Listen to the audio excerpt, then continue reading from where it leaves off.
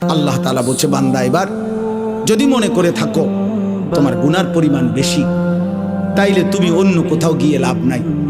আমি আল্লাহ তোমাকে আশ্বস্ত করতে চাই, গুনাহ যদি তোমার আসমান পরিমাণ হয়, গুনাহ যদি তোমার সমুদ্রের ফেনা পরিমাণ হয়, গুনাহ যদি তোমার হিমালয় পর্বত ছুঁয়ে যায়, গুনাহ যদি তোমার এই জমিনের বালুকণা পরিমাণও হয়, তুমি অন্যদিকে যাইও না।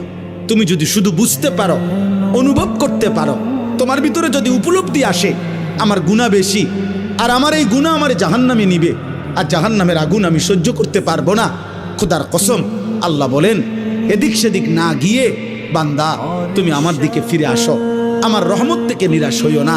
আমি ওয়াদা করলাম, আমি আল্লাহ এক সাগর নয়, আমি হাজার সাগর, এক পৃথিবী নয়, আমি আসমান ছোঁয়া গুনাহ একবারে একসাথে মাফ করে দেব।